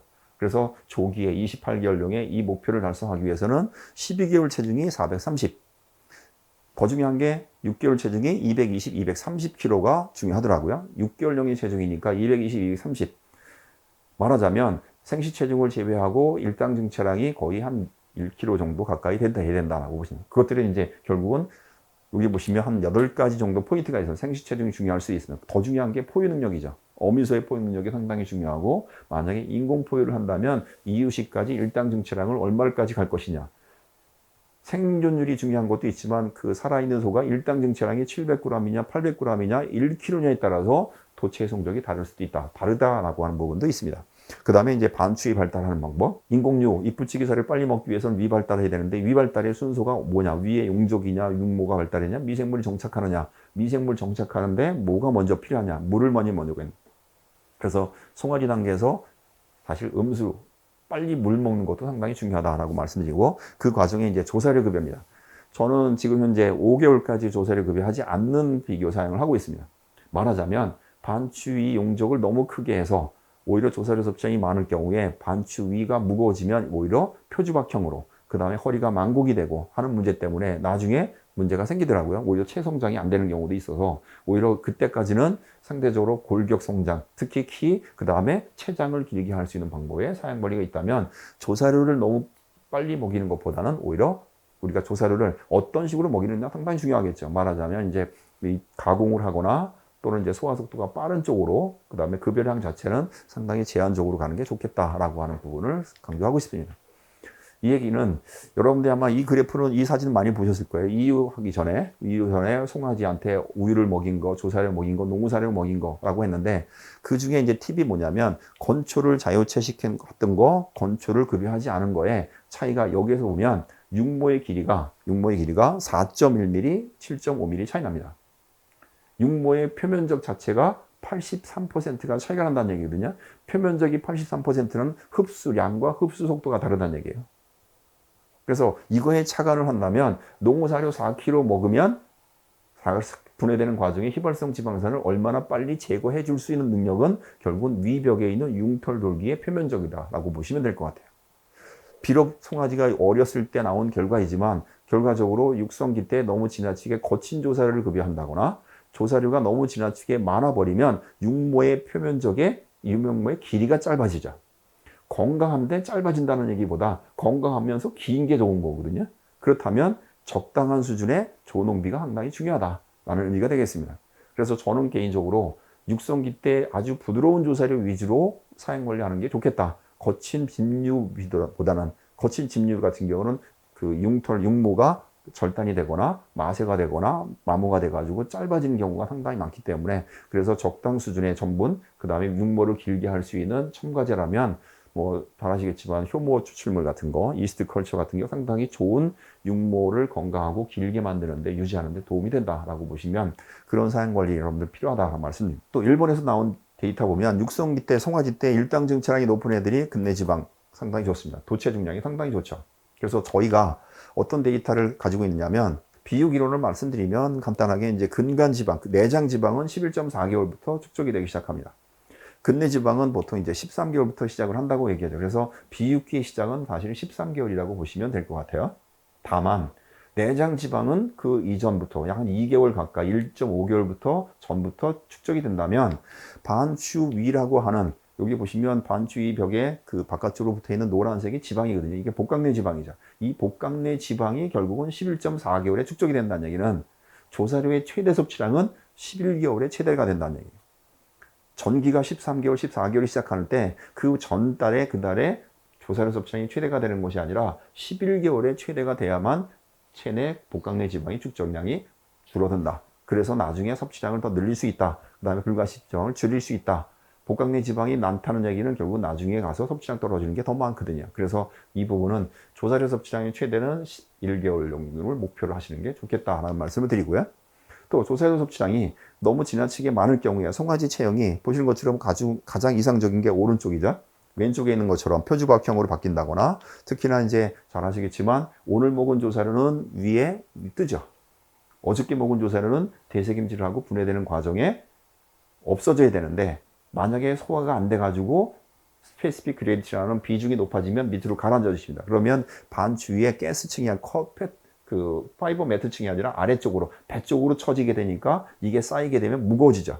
무거워지게 되니까 손은 체형이 보시는 것처럼 이제 볏짚 먹었을 때 허리가 휜다거나 견부가 들어간다거나 아랫배로 빵빵해지는 표지박형으로 바뀌게 되고 이게 결국은 비육기가 되면 결국 섭취량은 많은 것 같지만 원치 않고 내장의 비율만 많게 되고 유지하는 데 들어간 비용 많게 되고 도체율이 떨어지는 문제가 발생한다. 그래서 원인을 찾아보니까 결국은 엄마 젖이 부족해서 엄마가 먹는 볏짚을 먹거나 육성기 때 거친 조사료를 먹거나 너무 지나치게 조사료 위주로 가고 육모 발달을 안 시키는 그런 농사를 극단적인 제한을 하는 것도 바람직하지 않다라고 볼 수 있어요.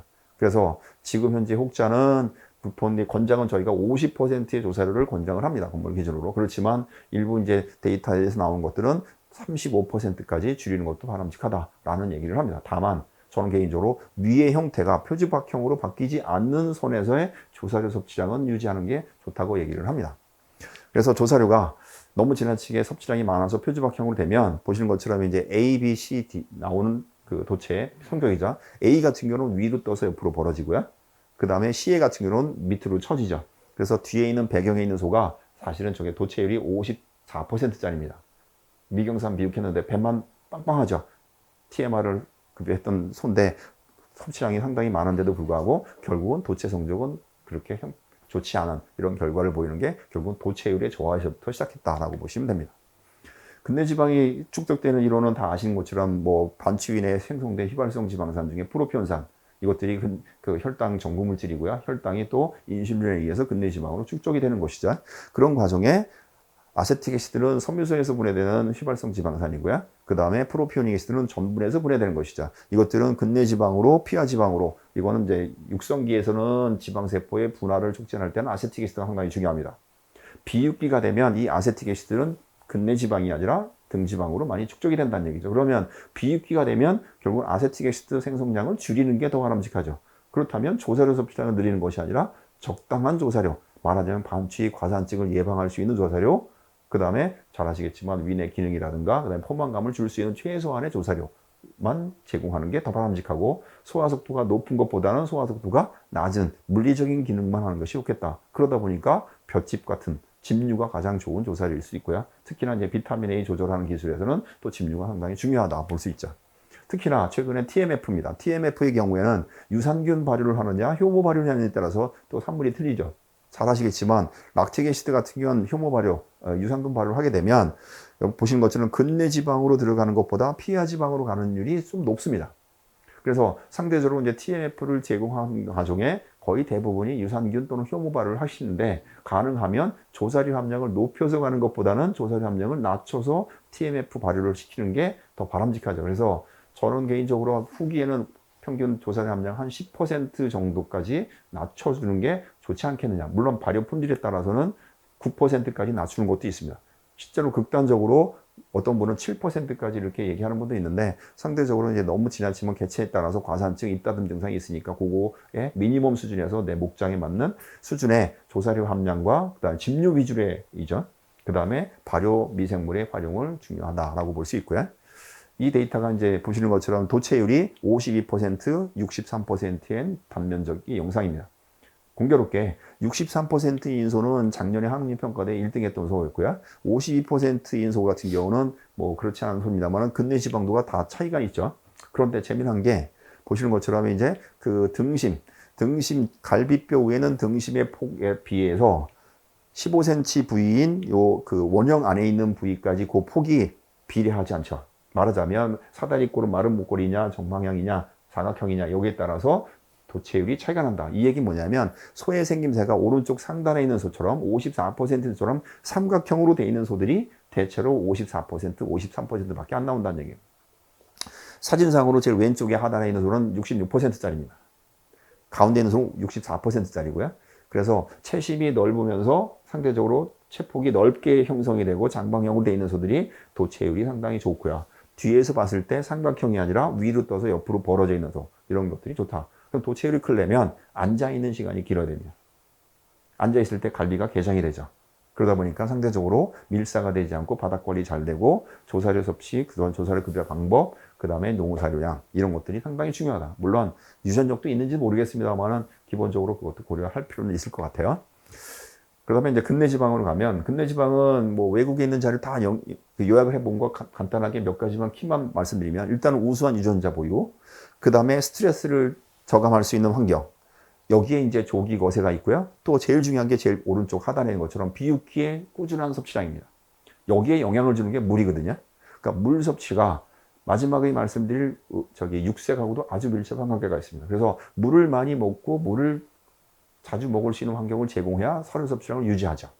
제가 무제한급여 했을 때 가장 첫 번째 조건은 물이었습니다. 조사료가 아니었어요.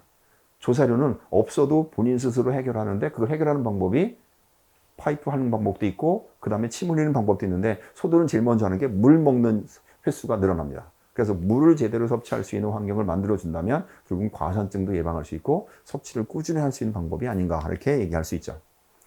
저희 데이터 중에 생시 체중부터 출하까지 체중을 달고요. 그 다음에 도체 성장하고 상관관계를 비교해 보니까 658뜹니다. 재미난 게 생시 체중은 도체 성적에 그렇게 큰 영향을 주지 않습니다. 중요한 게 이유시 체중은 도체중에 상당히 영향을 주고요.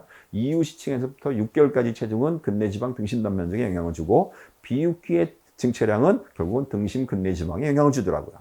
결과적으로 보면 결국은 태어날 때 크게 태어난 것보다는 엄마 젖이 좋아서 EU 프로그램 이전에 일당 증체량, 그 다음에 6개월까지 체중, 그 다음에 육성기 때 조사료 섭취, 그 다음에 골격, 배 형성, 그 다음에 전기 때 6개월까지 비타민 조절하면서 일당 증체량을 높일 수 있는 사양관리, 그 다음에 그 높은 사양관리, 높은 사료 섭취량을 꾸준히 유지할 수 있는 위내 환경, 간의 건강, 그 다음에 먹을 수 있는 조건에서 조사료를 과하게 급여하는 것보다는 제한하면서 가되 음수를 충분히 할 수 있는 환경, 이게 제일 중요한 것 같다 말씀을 드립니다.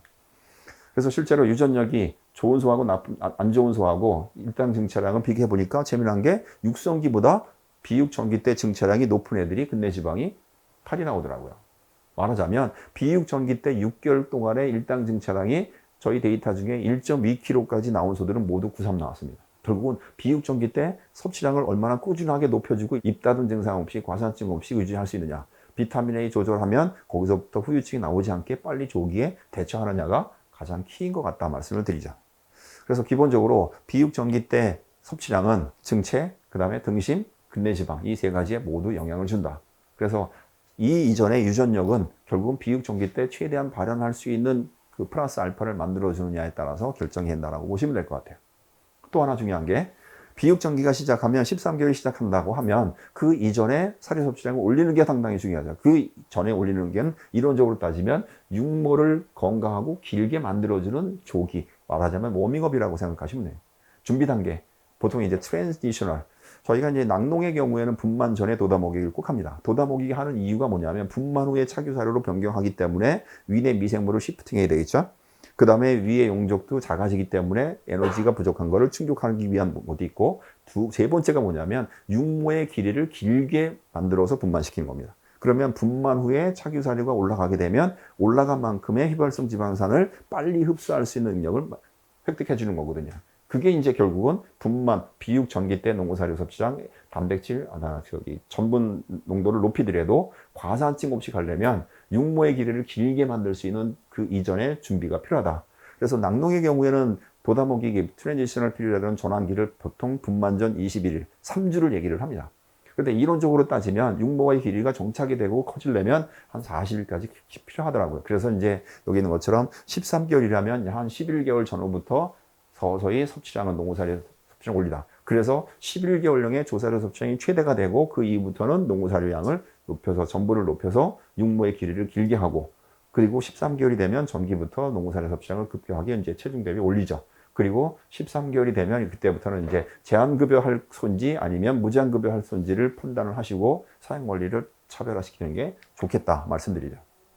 또 하나 중요한 거는 이제 잘 아시겠지만 동일한 사료 섭취량인데 체중이 700kg냐 800kg냐에 따라서 일당 증치량은 차이 나죠. 800g이냐 300g이냐. 말하자면 지금 같은 칸에 1톤짜리 소하고 700kg짜리 소가 같아 있는데 9kg, 9.5kg에 설정되어 있다면 급여 1통에서 그건 잘못된 것이죠. 그 부분을 어떻게 해결할 것이냐라고 하는, 결국은 소 스스로 먹을 수 있는 양을 스스로 프리초이스라고 하는 부분에서 우리가 해결할 수 있지 않겠느냐. 과거에는 개량이 안 됐을 때는 이 부분을 엄두도 못 냈어요. 왜? 근내 지방으로 들어가는 에너지가 작기 때문에, 등심이 커지는 에너지 단백질이 작기 때문에 결과적으로 과잉 섭취는 결국은 비육 장애가 올 수밖에 없었고 요결석이 올 수밖에 없었는데, 지금은 그런 개체들보다는 개량이 됐기 때문에 가능하지 않겠느냐, 이렇게 볼 수 있죠. 그래서 실제로 제가 11개월, 13개월에 전기 들어갔던 소 최대 섭취량이 12.8kg까지 먹었습니다. 실제로 12.5kg 먹었던 소고요. 이 소들이 지금 현재 8월 28일 날 26개월령에 초음파 찍었을 때, 체중 달았을 때 평균 23.6개월령에 780kg, 근내 지방도가 5.3이 나오더라고요. 제 경험상을 나중에 데이터 발표드리겠습니다만은 13개월에 전기 들어가는 것보다 11개월에 전기 들어가는 게 근내 지방은 빨라요. 그런데 체중은 작습니다. 말하자면 내가 도체중량을 조금 조절하고 싶으면 약간 근내 지방도를 높이기 위해서 조금 일찍 조기 비육을 시작하는 것도 좋고요. 도체중량이 조금 더 높여야 되겠다고 하면 조금 더 늦은 한 13개월, 14개월에 하시는 것도 좋은 방법일 수 있는데, 문제는 이제 비육의 완성은 근내 지방이 최대가 됐을 때 완성이 되기 때문에 그 부분은 이제 출하 원령하고 맞춰봐야 될 것 같습니다. 그러니까 최근에 이제 출하된 소 중에 사고로 인해서 27개월령에 체중이 810, 도체중량 497, 근내 지방 127에 근내 지방 93이 나왔던 소가 있었습니다. 사실은 이제 미끄러져서 사고로 인해서 이 족이 출하됐습니다만 그 소는 11개월령에 전기가 들어갔던 소였습니다. 이게 무제한급여를 하다 보면 유전자 발현이라고 하는 건 영양소를 충분히 내가 먹고 싶은 대로 프리초이스 해라 라고 하는 부분에서 간다 보면 거기서 나오는 문제가 이제 제일 첫 번째가 과산증이죠. 사료 섭취량 떨어지는 문제는 건강한 육모가 이렇게 괴사가 되고 그 다음에 탈락이 되면서 원인을 찾아보니까 서열 다툼, 빨리 먹는 거예요. 무제한 주면 빨리 먹지 않습니다. 하루 종일 먹죠. 조금씩 먹고. 그 다음에 급격한 사료 증량, 너무 빨리 올라가는 거예요. 전기했다고 해서 너무 빨리 오는 것도 문제가 있고요. 또 하나 중요한 게 음수 부족. 물이 부족하면 사료 섭취량에 과산증이 올 수밖에 없습니다. 위내 내용물에 걸쭉하다는 얘기는 결국 유동성이 떨어진다는 얘기거든요.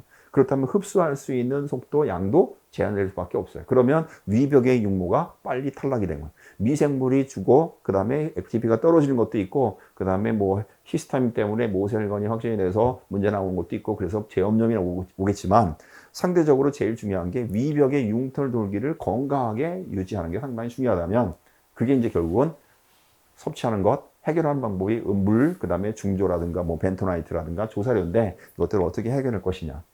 실제로 사양 실험을 해보니까 재미난 게 뭐냐면 무제한 급여했고 옥수수 프레이크가 35%이고 12.8kg 먹었는데도 불구하고 분변에 옥수수 프레이크가 안 나와요. 제한 급여 해가지고 과산증 있는 소 분변에 옥수수 프레이크 많이 나옵니다. 말하자면 오히려 제한급여했더니 하루에 8kg, 9kg 해가지고 제한급여했더니 4kg씩 한꺼번에 5분 만에 다 섭취해버려. 위내 통과 속도가 빨라버려. 그런데 무제한급여했더니 1kg씩 8번 먹고요. 그러다 보니까 상대적으로 분변으로 배설되는 옥수수 후레이가 적다. 이게 결국 사료 효율이거든요. 실제로.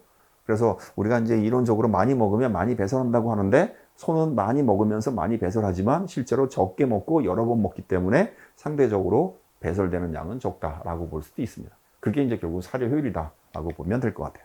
그래서 건강한 위, 그 다음에 그렇지 않고 과산적으로 갑자기 급사했던 소의 위에 있는 융털놀기, 이것들이 또 탈락이 되고 그 다음에 충혈이 되는 그 소, 도축한 다음에 나오는 사진이거든요. 그래서 저는 위의 건강은 결국은 미생물의 액티비티도 있지만 사실은 위벽의 육모가 얼마나 건강하고 표면적을 넓게 관리하느냐라고 하는 게 결국은 고급육을 만들 수 있는 가장 키가 아닌가.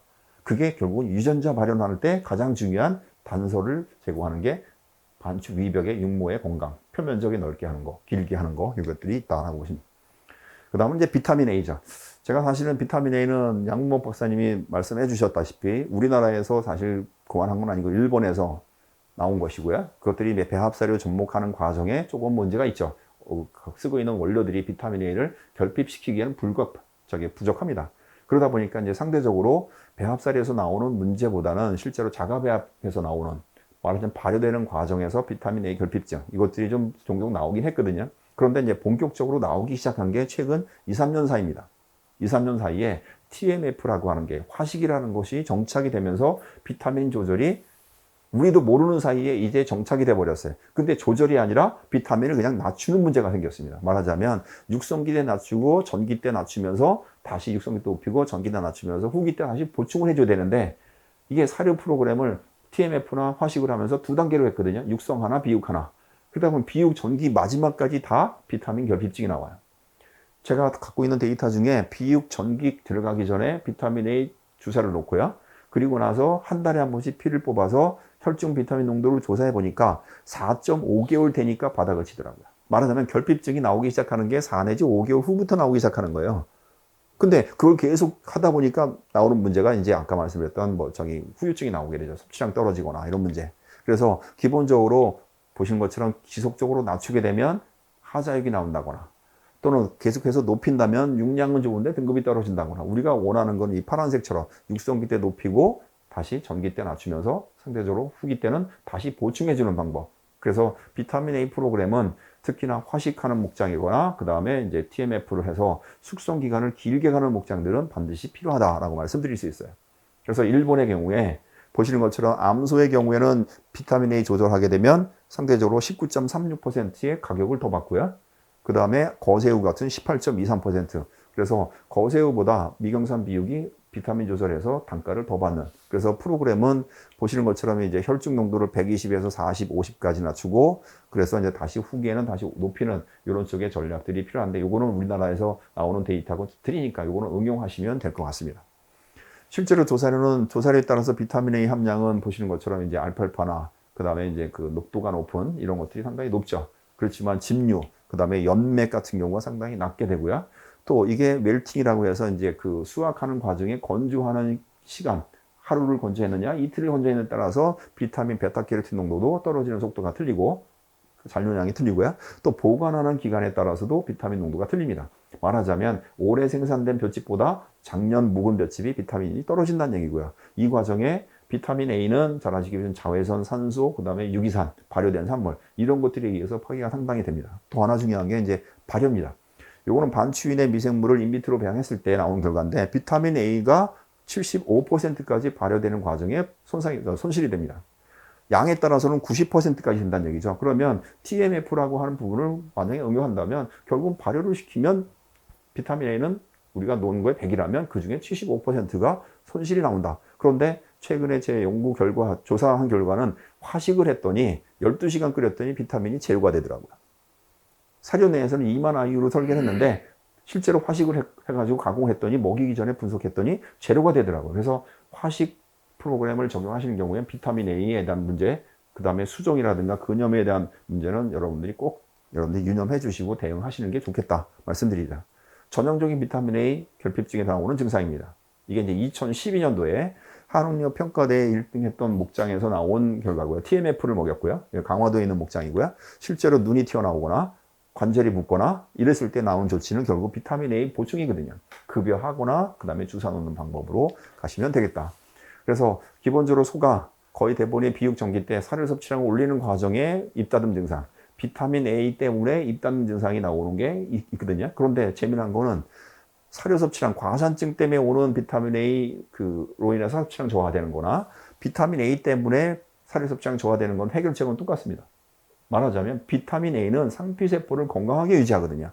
과산증도 미벽의 상피세포를 건강하게 다시 재생하려면 비타민 A가 필요한 거고, 비타민 A가 결핍증에 의해서 섭취량 떨어졌으면 그걸 보충해 주는 것도 비타민 A이기 때문에 이 두 가지가 반드시 필요하다라고 보시면 될 것 같고요.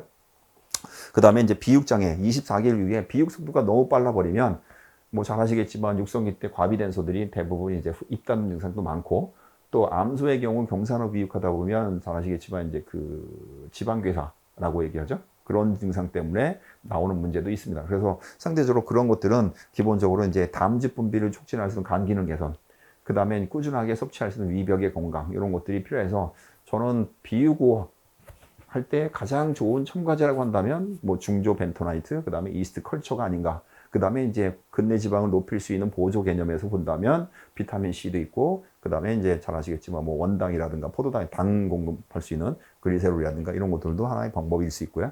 최근에 뭐 다른 여러 가지 첨가제들이 나오고 있습니다만 어쨌든 그 보조 개념이라고 생각하시면 될 것 같고, 마지막으로 이제 토픽이 육색입니다. 육색과 관련해서는 사실 거의 대부분의 그 발표 자료나 연구 자료들은 거의 항산화제를 얘기를 합니다.